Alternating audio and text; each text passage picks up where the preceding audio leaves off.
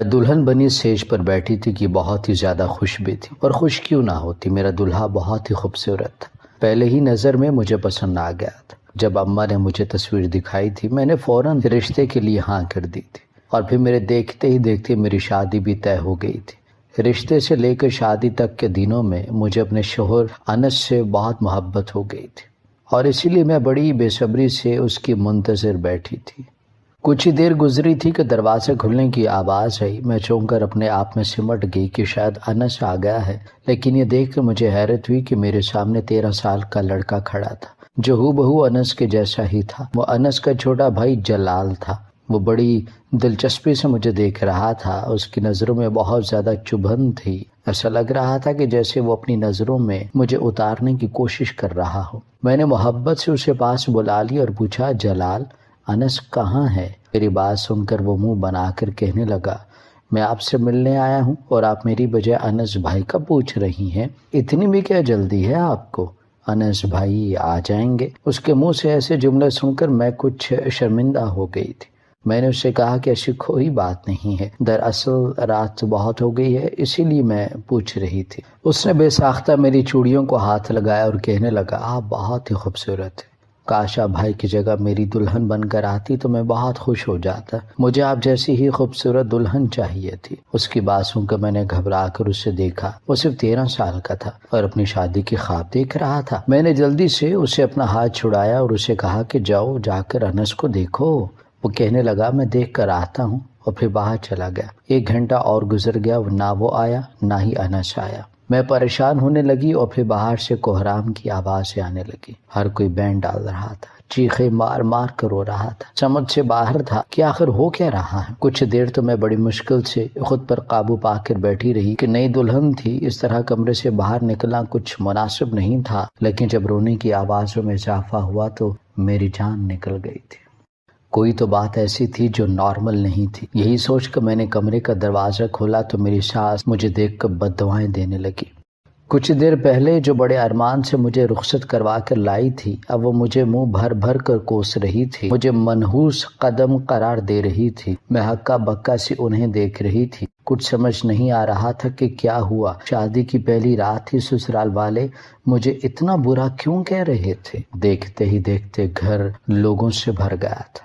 ये वो लोग नहीं थे जो शादी पर आए थे, ये तो पास पड़ोस वाले मोहल्लेदार थे। औरतें टोलियों की सूरत में हमारे घर में दाखिल हो रही थी, और जिसकी नज़र मुझ पर पड़ती वो बड़े अफसोस से मुझे देखता और सब्र की तलकीन करते थे। मैं अब तक समझ नहीं पाई थी कि ये सब क्या हो रहा है, किस बात पर सब्र करने को मुझे कहा जा रहा है। मैंने कई दफ़ा परेशान होकर अपनी सास नंदों से कहा कि क्या हुआ है, आप लोग क्यों रो रहे हैं। पहला ख्याल मुझे यही आया कि शायद मेरे ससुर को कुछ हो गया है, क्योंकि वो काफ़ी अरसे से बिस्तर पर पड़े थे। मैं दिल ही दिल में सोचने लगी, क्या उन्हें मरने के लिए आज की रात ही मिली थी। सब ने मुझे मनहूस कदम करार दे दिया था और मेरी शादी की पहली रात इस वावेले की नज़र हो गई थी। बड़ी मुश्किल से मैं अपना उरूसी लिबास संभालते अपनी सास के पास जाकर बैठी और उन्हें दिलासा देने की कोशिश करने लगी। मेरी सास ने एक जोरदार धक्का मुझे मारा और कहने लगी, खबरदार जो मुझे हाथ लगाया तो मेरे जवान बेटे को खा गई और अब मुझसे हमदर्दी दिखा रही है। सास की बात सुनकर मेरे होश उड़ गए। इस घर का बड़ा बेटा मेरा शोहर अनस था। मेरी सास ये क्या कह रही थी। मैं परेशानी से कभी सास को देखती तो कभी नंदों को देखने लग जाती, और फिर मुझे अपने माँ बाप का चेहरा नजर आ गया। मेरी माँ की हालत ऐसी थी जैसे किसी ने उनके जिस्म से जान निकाल ली हो, और पहली दफा मैंने अपने बाप के झुके हुए कंधे देखे थे। मेरी माँ ने आते ही मुझे गले से लगा लिया और ऐसे फूट फूट कर रोई कि मेरे लिए सांस लेना तक मुश्किल हो गया। समझ नहीं आ रहा था कि मेरे ससुर के मरने पर मेरी अम्मा को इतनी तकलीफ क्यों हो रही थी। और फिर अचानक ही मेरी नज़र व्हील चेयर पर पड़ी। मेरे होश उड़ गए। मेरे ससुर रोते हुए व्हील चेयर से कमरे से निकले थे और उनके पीछे मेरा देवर जलाल खड़ा था। अगर मेरे ससुर बिल्कुल ठीक थे तो फिर क्या हुआ था, ये सब क्यों रो रहे थे। میرے ذہن نے جیسے کام کرنا بند کر دیا تھا، اور پھر ایک محلے کی ایک عورت آگے بڑھی، اس نے میرے ہاتھ سے سرخ چوڑیاں اتارنا شروع کر دی۔ وہ روتے ہوئے کہنے لگی، بس بیٹی، تیری خوشیوں کی عمر اتنی ہی تھی، نہ جانے کس کی بری نظر تیری خوشیوں کو کھا گئی، تیرا سہاگ تو شادی کی پہلی رات ہی اجڑ گیا۔ یہ سننا تھا کہ میں نے اس عورت کو ایک زوردار دھکا دیا اور اسے اپنی چوڑیاں اتارنے سے منع کر دیا۔ اس عورت کی بات سن کر میرے کانوں سے دھواں نکلنے لگا۔ میں نے روتی ہوئی اپنی ماں کو جھنجھوڑا اور پوچھا، اماں یہ سب کیا ہو رہا ہے؟ مجھے بتاؤ آخر کیا ہوا ہے؟ انس کہاں ہے؟ اور پھر اماں نے مجھے ایک ایسی خبر سنائی جسے سننے کے بعد مجھے کوئی ہوش نہ رہا کہ آگے کیا ہوا ہے۔ میں کچھ نہیں جانتی، کیونکہ جب مجھے ہوش آیا تب تک میری دنیا پلٹ چکی تھی۔ مجھے پتا چلا تھا کہ میں 2 دن تک اپنے ہوش و حواس میں نہیں تھی۔ شاید مجھے سکتہ طاری ہو گیا تھا، یا پھر اس خبر نے مجھے بھی موت کی وادی میں اتار دیا تھا۔ میرے شوہر کو شادی کی رات کسی نے گولیاں مار دی تھی۔ کوئی نہیں جانتا تھا کہ وہ کون تھا، شاید کوئی چور یا ڈاکو تھا جو میرے شوہر سے موبائل فون اور نقدی چھیننے کے لیے آ گیا تھا، میرے شوہر کو مار کر چلا گیا تھا۔ جو بھی تھا، میری تو دنیا ہی ختم ہو گئی تھی، کچھ بھی باقی نہیں بچا تھا۔ انس کے ساتھ میں نے زندگی کا ایک لمحہ بھی نہیں گزارا تھا، اور میرے نام پر اس کی بیوہ کا نشان لگ گیا تھا۔ میرے سسرال والوں کی نظر میں منحوس تھی، کیونکہ یہ سب میرے قدموں کی وجہ سے ہوا تھا۔ میں نے آتے ہی ان کے بیٹے کی زندگی نگل لی تھی۔ میری ساس کے بہرمانہ جملوں نے میری روح تک کو چھلنی کر دیا تھا، لیکن میں نے اپنی ماں باپ کے ساتھ جانے سے انکار کر دیا اور کہہ دیا کہ میں اپنی عدت کے دن سسرال میں ہی گزارنا چاہتی ہوں، اور یہ میرا حق ہے۔ میرا سجا ہوا کمرہ میرے زخموں کو تازہ کر رہا تھا، اسی لیے جلال نے آ کر ساری سجاوٹ ہٹا دی تھی۔ میں اسے روکنا چاہتی تھی لیکن وہ نہ رکا۔ میں بڑی زور زبردستی سے اپنے سسرال میں رہ گئی تھی۔ کوئی بھی میری شکل نہیں دیکھنا چاہتا تھا۔ واحد جلال تھا جو میرے کمرے میں آ کر مجھے کھانا دے جاتا، مجھ سے باتیں کر لیتا۔ وہ 13 سال کا بچہ اپنی عمر سے بہت بڑا لگتا تھا۔ اس کی باتیں بالکل بڑے لڑکوں جیسی تھی۔ وہ کبھی تو مجھے ایسی باتیں بھی کہہ جاتا کہ میں حیران رہ جاتی۔ وہ چاہتا تھا کہ میں زندگی میں آگے بڑھ جاؤں اور انس کو بھلا دوں۔ گھر میں انس کی موت کا غم سب کے چہروں پر چھایا ہوا تھا۔ ایک واحد جلال تھا جس کے چہرے پر نہ ہی غم نظر آتا تھا اور نہ ہی کبھی وہ اپنے بھائی کا ذکر کر کے دکھی ہوتا تھا، بلکہ وہ تو انس کا ذکر کرتے ہی نظر ہی نہیں آتا تھا۔ میں خود بھی جب انس کی بات کرتی تو وہ یہی کہتا کہ اب بھائی کا ذکر بند کر دیں۔ ہر گزرتے دن کے ساتھ مجھے یہی لگنے لگا کہ وہ بہت مضبوط ہے اور اس نے حالات کا مقابلہ بڑی ہمت کے ساتھ کیا ہے، اسی لیے وہ سنبھل گیا ہے اور ہم سب کو بھی سنبھالنے کی کوشش کر رہا ہے۔ وہ ہر تھوڑی دیر بعد میرے کمرے میں آ جایا کرتا۔ میرے کمرے کا دروازہ کھلا ہی رہتا تھا، میں صرف پردہ ڈال کے رکھتی تھی، اسی لیے اسے کوئی پریشانی نہیں ہوتی تھی۔ وہ آتے جاتے میرے کمرے میں جھانکتا اور پھر مجھے دیکھتے ہی پوچھتا، بھابھی کسی چیز کی ضرورت تو نہیں ہے؟ میں انکار میں سر ہلاتی تو وہ مسکرا کر چلا جاتا۔ دھیرے دھیرے وہ مجھے اچھا لگنے لگ گیا تھا، کیونکہ اس سے میرا خیال تھا۔ حیرت کی بات تھی کہ وہ اپنے باقی گھر والوں جیسا نہیں تھا اور نہ ہی اس نے مجھے کبھی برا بھلا کہا تھا، بلکہ وہ تو کہتا تھا کہ عدت ختم ہونے کے بعد بھی آپ کو اپنے گھر جانے کی ضرورت نہیں ہے، یہ گھر آپ کا ہے، آپ یہاں رہ سکتے ہیں۔ لیکن یہ میں ہی جانتی تھی کہ میری ساس مجھے کتنی مشکل سے برداشت کر رہی ہے۔ انہوں نے دنیا دکھاوے کے لیے مجھے رکھ تو لیا تھا، لیکن ان کا بس نہ چلتا تھا کہ مجھے دھکے دے کر گھر سے نکال دے۔ شوہر کی موت کو ہفتہ بھی نہ ہوا تھا کہ مجھے الٹیاں لگ گئی تھی۔ شروع میں تو 1-2 الٹیاں ہی ہوتی تھی، لیکن پھر ہفتے بعد اتنی الٹیاں شروع ہو گئیں کہ میں پانی بھی پیتی تو وہ بھی نکل جاتا۔ مجھ میں اتنی ہمت بھی نہیں تھی کہ میں اپنے پیروں پر کھڑی ہوتی۔ اب تک تو یہ بات میں نے سب سے چھپائی ہوئی تھی، لیکن اب میری حالت دیکھ کر جلال کو پتہ چل گیا کہ میری طبیعت ٹھیک نہیں ہے۔ اس نے پوچھا تو میں نے بتا دیا کہ مجھے الٹیاں ہو رہی ہیں۔ وہ کہنے لگا فکر نہ کریں، میں فوراً دوا لاتا ہوں۔ وہ اٹھا اور دوا لینے کے لیے نکل گیا۔ کافی دیر بعد وہ لوٹ کر آیا تو اس کے ہاتھ میں دوا تھی۔ مجھے دیکھ کر کہنے لگا، بھابھی جلدی سے یہ کھا لیں، آپ ٹھیک ہو جائیں گے۔ میں نے اس کا شکریہ ادا کیا۔ وہ میرے لیے کسی رحمت سے فرشتے کی طرح تھا۔ 13 سال کی عمر میں ہی اس نے اپنے بھائی کی جگہ بڑی ذمہ داری سے لے رکھی تھی۔ وہ مجھے دوا کھانے کی تاکید کرتا کسی کام سے نکل گیا۔ میں نے جیسے ہی گولی اٹھائی تو اس پر لکھا ہوا پڑھ کر میں چونک اٹھی۔ میں پڑھی لکھی لڑکی تھی، میں نے ماسٹرز کا رکھا تھا، اسی لیے دوا پر لکھی ہدایات دیکھ کر مجھے کچھ کھٹکا سا ہوا تھا۔ پتہ نہیں کہ سوچ کے تحت میں نے اس دوا کو کھانے کے بجائے اپنے پرس میں رکھ لیا تھا۔ شام تک طبیعت اور خراب ہوئی تو میں نے اپنی ساس سے ڈاکٹر کے پاس جانے کی اجازت مانگی۔ میری ساس کو تو مجھ سے کوئی سروکار ہی نہیں تھا۔ کہنے لگی بی بی تمہیں جہاں جانا ہے جاؤ، اچھا ہے ہماری زندگی سے نکل جاؤ۔ ساس کے ہتک امیز رویے نے میری آنکھوں میں آنسو بھر دیے تھے۔ میں اس غلطی کی سزا کاٹ رہی تھی جو میری غلطی تھی ہی نہیں۔ شاید انس کی زندگی اتنی ہی تھی، جو کچھ بھی ہوا تھا اس میں میرا تو کوئی ہاتھ نہیں تھا، پھر بھی میرے ساتھ ایسا سلوک کیا جا رہا تھا۔ میں نے تو خود ان سے بہت محبت کرتی تھی، اسے کھونے کا غم مجھے بھی بہت زیادہ تھا، اور وہ بھی یوں شادی کی پہلی رات تھی، لیکن شاید یہ بات کوئی نہیں سمجھ پایا تھا۔ میں نے چادر اوڑھی اور اپنی نند سے کہا کہ میرے ساتھ چلو، میں ڈاکٹر کے پاس جا رہی ہوں۔ اس نے انکار کر دیا، کہنے لگی آپ خود ہی چلے جائیں۔ اس نے بھی مجھ سے منہ پھیر لیا تھا۔ میرے پاس کوئی چارہ نہیں تھا، میں اکیلے ہی ڈاکٹر کے پاس پہنچ گئی۔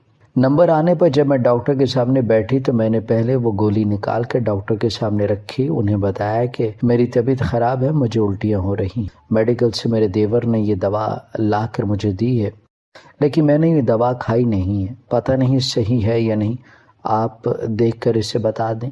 ڈاکٹر نے جیسے ہی گولی کا نام دیکھا تو وہ چونک گیا، اور پھر اس نے مجھ پر ایک ایسا انکشاف کیا، میرے سر پر آسمان گر پڑا۔ مجھے یقین ہی نہ آیا کہ میرا دیور میرے ساتھ ایسا بھی کچھ کر سکتا ہے۔ میں تو اسے اپنا ہمدرد سمجھ بیٹھی تھی، جس طرح مجھے دیکھ کر مسکراتا تھا۔ مجھے لگتا تھا کہ اس دنیا میں اب شاید ایک وہی ہے جو میرے دکھ تکلیف کو سمجھ سکتا ہے، لیکن اس نے ہی میرے ساتھ ایسا بھیانک کھیل کھیلا تھا۔ میں نے بے یقینی کے عالم میں گولی کا وہ پتہ واپس اپنے ہاتھ میں لے لیا اور پرس میں رکھ دیا۔ ڈاکٹر نے میری حالت دیکھتے ہوئے کہا کہ آپ کے کچھ ٹیسٹ ہونا بہت ضروری ہیں، ویسے بھی یہ دوا دیکھنے کے بعد مجھے لگتا ہے کہ آپ کو احتیاطاً ٹیسٹ کروا لینے چاہیے۔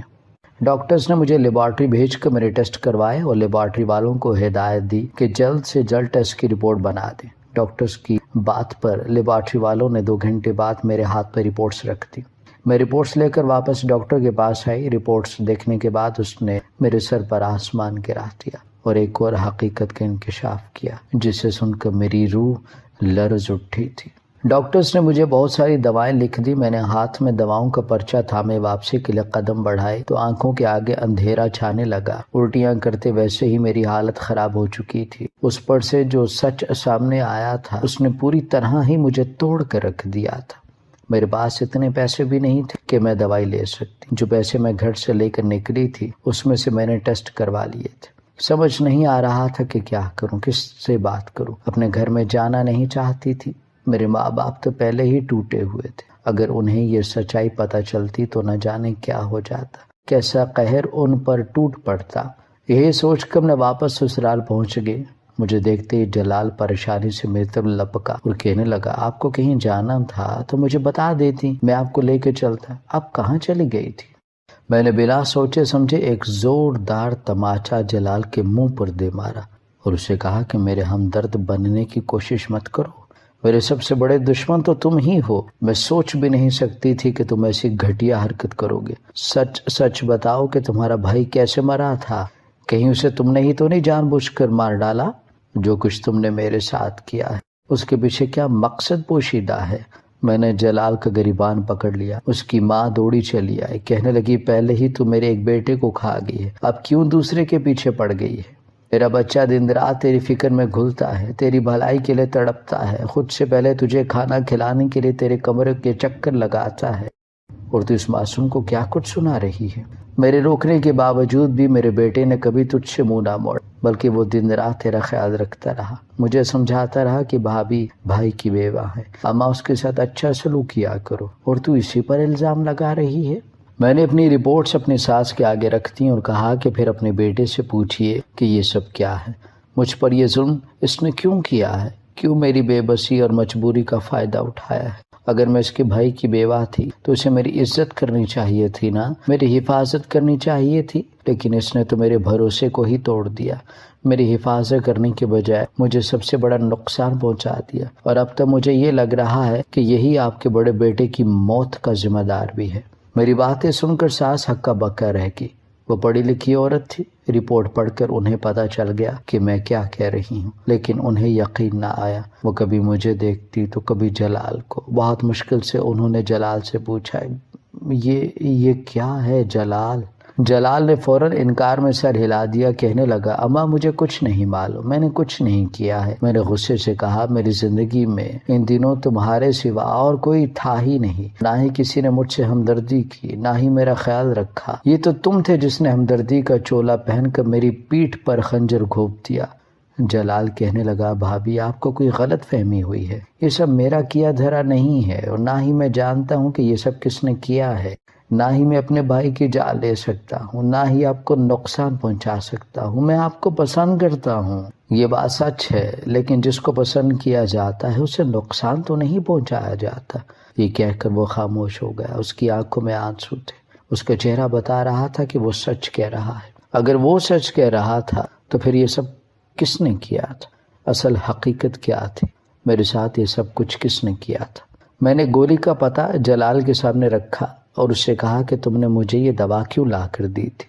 وہ کہنے لگا آپ کی طبیعت خراب تھی، آپ کو الٹیاں ہو رہی تھی، قریب ہی میں بھائی کے دوست کا میڈیکل سٹور ہے، میں نے اسے جا کر الٹیوں کی دوا دے دو تو وہ یہ پوچھنے لگا کہ کس کے لیے لے رہے ہو؟ میں نے بتا دیا، وہ بھائی کا پرانا دوست ہے، اسے گھر کے لوگوں کے سب کے بارے میں علم ہے، یہ دوا میں آپ کے لیے لے رہا ہوں۔ یہ سن کر اس نے خود مجھے یہ دوا نکال کر دی اور کہنے لگا یہ سب سے بہترین دوا ہے، اس سے تمہاری بھابھی ہمیشہ کے لیے ٹھیک ہو جائے گی۔ یہ سن کر مجھے تسلی ہوگی کیونکہ میں ہمیشہ اسی کے پاس دوا لاتا تھا اور وہ بہت اچھی دوا بھی دیتا تھا۔ پچھلے کچھ دنوں سے آپ کی حالت کو دیکھتے ہوئے میں بہت پریشان تھا اور یہ بات میں نے اس سے بھی کہی تھی، تو اس نے مجھے ایک دوا دی تھی اور کہا تھا کہ میں روز رات کو آپ کے دودھ میں یہ دوا ملا کر پلا دوں تو آپ سکون کی نیند سو جایا کریں گے، اور واقعی ایسا ہی ہونے لگا تھا۔ اس لیے اب کی بار بھی میں اس سے ہی دوا لے کر آیا تھا۔ نہ ہی میں ڈاکٹر ہوں، نہ ہی اتنا پڑھا لکھا ہوں کہ یہ دیکھ کر بتا سکوں کہ یہ دوا کس چیز کے لیے ہے۔ ابھی تو میں 8ویں جماعت میں ہوں۔ اس نے دوا دی اور میں نے لا کر آپ کو دے دی۔ مجھے نہیں معلوم کہ یہ دوا کس چیز کی ہے۔ میں نے اس سے الٹیوں کی دوا مانگی اور مجھے یقین تھا کہ وہ مجھے وہی دوا دے گا۔ جلال کی بات سن کر میں ہکا بکا رہ گئی۔ میں نے جلال سے پوچھا تو کب سے مجھے نیند کی دوا دے رہے تھے؟ تو کہنے لگا جب سے بھائی کا انتقال ہوا اس کے اگلے روز سے ہی۔ میں نے سر پکڑ لیا اور اس سے کہا کہ وہ تمہارے بھائی کا دوست ہے یا پھر دشمن؟ کہ تمہیں معلوم ہے کہ تمہارے بھائی اور اس کے درمیان کوئی تنازع چل رہے تھے یا پھر کوئی لڑائی جھگڑا ہوا تھا؟ جلال نے انکار میں سر ہلا دیا۔ پھر وہ پوچھنے لگا کہ بھابھی بتائیں تو صحیح یہ کس چیز کی دوا ہے؟ میں نے جلال کو اور اپنی ساس کو بتایا کہ یہ ایک خطرناک دوا ہے جسے کھانے سے بیمار انسان تو ٹھیک ہو جاتا ہے، لیکن اگر کوئی ایسا انسان کھا لے جسے وہ بیماری نہ ہو تو اسے ہارٹ اٹیک ہونے کا خطرہ ہوتا ہے۔ سرکاری طور پر اس دوا پر پابندی لگ چکی ہے، لیکن ابھی بھی کچھ میڈیکل سٹورز پر یہ دوا باقی ہے جسے ضائع کرنے کا حکم دیا جا چکا ہے۔ مجھے بھی اس گولی کا نام اور اس کے بارے میں اسی لیے یاد رہ گیا تھا کیونکہ میں نے خود خبروں میں اس کے بارے میں سن رکھا تھا۔ میری بات سن کر میری ساس حیرت سے کہنے لگی میرے بیٹے کا دوست کیوں تمہیں مارنا چاہے گا؟ ہو سکتا ہے اس نے غلطی سے یہ دوا تمہیں دے دی ہو۔ میں نے انکار میں سر ہلایا اور اپنی ساس سے کہا کہ میری ساری رپورٹس میں یہی آیا ہے کہ مجھے پچھلے کچھ دنوں سے زہر دیا جا رہا ہے جو آہستہ آہستہ میرے جسم کو ختم کر رہا ہے، اور یہ الٹیاں بھی مجھے اسی لیے ہو رہی ہیں۔ یہ سن کر میری ساس پریشان ہو گئی۔ سچ کیا تھا ہم میں سے کوئی بھی نہیں جانتا تھا، لیکن جو کچھ میرے ساتھ کیا گیا تھا وہ ناقابل معافی تھا، اس لیے میں نے جلال کے ساتھ جا کر پولیس اسٹیشن میں رپورٹ درج کروا دی۔ اس میڈیکل سٹور والے کو پولیس نے پکڑ لیا۔ تھوڑی مار پیٹ اور تفتیش کے بعد ایک ایسا سچ ہم سب کے سامنے آیا جسے سن کر ہم سب کے رونگٹے کھڑے ہو گئے۔ انس اور اس کے دوست طاہا کے درمیان کچھ عرصہ پہلے ایک جھگڑا ہوا تھا اور اس جھگڑے کی وجہ میں تھی۔ مجھے تو خود علم نہیں تھا لیکن یہ بات طاہا نے تفتیش کے دوران بتائی کہ اس نے انس کے موبائل فون سے میری تصویر نکالی اور وہ تصویر باقی دوستوں کو بھی دکھائی تھی۔ یہ بات انس کو بہت ناگوار گزری۔ وہ اپنے دوستوں کے درمیان میری تشہیر نہیں چاہتا تھا اور اسی بات کو لے کر دونوں دوستوں میں جھگڑا ہو گیا تھا۔ جھگڑا اتنا بڑا کہ یہ بات ہاتھا پائی تک پہنچ گئی۔ دونوں جگری دوست تھے، لیکن اس بات کے بعد تو انہوں نے ایک دوسرے کی شکل دیکھنا تک گوارا نہیں کی تھی۔ انس مجھے لے کر بہت زیادہ حساس تھا۔ اسے لگتا تھا کہ عورت گھر کی چار دیواری کی عزت ہوتی ہے۔ دوستوں میں اس کی تشہیر کرنا یا پھر اس کی تصویر کو یہاں وہاں کرنا مناسب بات نہیں ہے، اور یہی بات ان دونوں کے درمیان جھگڑے کی وجہ بن گئی تھی۔ لیکن شادی سے کچھ دن پہلے اور اس نے خود جا کر اپنے دوست سے دوبارہ دوستی کر لی تھی اور پرانی باتوں کو ختم کر دیا تھا۔ شادی کے دن قریب تھے، وہ چاہتا تھا کہ اس کے سارے دوست شادی میں شریک ہوں، اسی لیے اس نے نہ صرف اپنے دوست سے دوستی جوڑی بلکہ اسے شادی پر بھی دعوت دی۔ بظاہر تو طاہا انس کو معاف کر چکا تھا، لیکن اس کے دل میں نفرت جنم لے چکی تھی۔ سارے دوستوں کے سامنے انس نے جس طرح اس پر ہاتھ اٹھایا تھا، وہ اس بات کا بدلہ لینا چاہتا تھا، اور انجانے میں ہی وہ مجھ سے بھی نفرت کرنے لگ گیا تھا، کیونکہ اسے لگتا تھا کہ دو دوستوں کے درمیان آنے والی تیسری میں تھی۔ شادی کی رات اس نے انس کو یہ کہہ کر باہر بلوایا کہ اسے کوئی ضروری کام ہے۔ وہ اسے ساتھ لے کر گیا اور پھر گولیاں مار دی۔ سب کو یہی لگا کہ ڈکیتی کی واردات میں انس کی جان چلی گئی، لیکن در حقیقت وہ دشمنی کی بھینٹ چڑھ گیا تھا، اور وہ بھی اپنے ہی دوست کے ہاتھوں۔ انس کی جان لینے کے بعد اس کے انتقام کی آگ ٹھنڈی نہیں ہوئی تھی۔ وہ ایک نفسیاتی قسم کا لڑکا تھا جو دوستوں کے لیے بہت ہی زیادہ حساس ہوتے ہیں۔ وہ جب دوستی دشمنی میں بدلتی ہے تو وہ نفرت میں کسی بھی حد تک چلے جاتے ہیں۔ کچھ ایسا ہی طاہا نے بھی کیا۔ انس کو مار کر بھی اسے تسلی نہ ہوئی اور وہ میرا دشمن بن گیا۔ اس نے معصوم جلال کا فائدہ اٹھایا اور اس کے ذریعے مجھے سلو پوائزن دینا شروع کر دیا، اور پھر جب پوائزن نے اثر دکھایا تو اس نے ایک ایسی دوا دے دی جس سے سیدھے ہی مجھے ہارٹ اٹیک ہو جاتا، اور سب کو یہی لگتا کہ شاید میں شوہر کی موت کے صدمے کی وجہ سے مر گئی۔ اگر میں نے واقعی وہ خبر نہ دیکھ رکھی ہوتی اور میں پڑھی لکھی نہ ہوتی تو آج موت کے منہ میں اتر چکی ہوتی، لیکن جسے اللہ رکھے اسے کون چکھے۔ اللہ نے بھی میری زندگی رکھی تھی، اسی لیے یہ سچ میرے سامنے آ گیا۔ ڈاکٹر نے دوا دے کر مجھے اس سب کی حقیقت بتائی تھی، بلکہ میرے ٹیسٹ کروا کر اس بات کو ثابت بھی کر دیا کہ وہ مجھے پوائزن دیا جا رہا تھا۔ اس دشمنی کا نتیجہ کچھ بھی نہیں نکلا تھا۔ ایک ماں سے اس کا جوان بیٹا چھن گیا، میں شادی کی پہلی رات ہی بیوہ ہو گئی تھی، اور دشمنی نکالنے والا جوان لڑکا جیل کی سلاخوں کے پیچھے پہنچ گیا تھا۔ ڈاکٹر نے میرا علاج شروع کر دیا تھا۔ 2 دن کے دوائیوں کے بعد باقاعدہ میرے معدے کی مشینوں کے ذریعے صفائی بھی کی گئی تھی۔ میں نے جلال سے معافی مانگی تھی کیونکہ میں نے اس پر بے بنیاد الزام لگایا تھا۔ وہ سچ میں بہت ہی اچھا تھا اور خیال رکھنے والا لڑکا تھا، لیکن میں اسے برا سمجھ بیٹھی تھی۔ مجھے لگا کہ یہ سب کچھ اس کی وجہ سے ہوا ہے، اس نے کیا ہے۔ جلال نے مجھے معاف کر دیا تھا۔ میری عدت ختم ہوئی تو میں نے اپنے گھر واپس لوٹ آئی۔ میرے ماں باپ میرے لیے پھر سے رشتہ دیکھ رہے ہیں۔ وہ چاہتے ہیں کہ دوبارہ میرا گھر بس جائے، لیکن اب میں شادی نہیں کرنا چاہتی۔ جو کچھ پہلی شادی کی رات ہوا اسے بھولنا میرے لیے بہت مشکل ہے۔ یہ ایک ایسا صدمہ ہے جو شاید ساری زندگی میرے ذہن پر سوار رہے گا۔ آپ لوگ بتائیں کہ مجھے کیا کرنا چاہیے؟ کیا مجھے دوسری شادی کے لیے خود کو تیار کرنا چاہیے یا پھر انس کے نام پر ساری زندگی گزار دینی چاہیے؟ کبھی کبھی جلال مجھ سے ملنے آتا ہے تو وہ ہنس کر کہتا ہے، آپ کو تو میری دلہن بننا چاہیے۔ کبھی مجھے لگتا ہے کہ وہ یہ بات سچ میں کہہ رہا ہے تو کبھی لگتا ہے کہ مذاق کر رہا ہے۔ اس کے دل کا حال میں نہیں جانتی، کیا مجھے اس کے دل کا حال جاننا چاہیے؟ وہ مجھ سے پورے 6 سال چھوٹا ہے۔ کہ میں ایک ایسے لڑکے سے شادی کر سکتی ہوں؟ یہ ایسے بہت سے سوال ہیں جن کا جواب میرے پاس نہیں ہے۔ کہ صحیح فیصلہ لینے میں آپ لوگ مجھے اپنی رائے دیں گے؟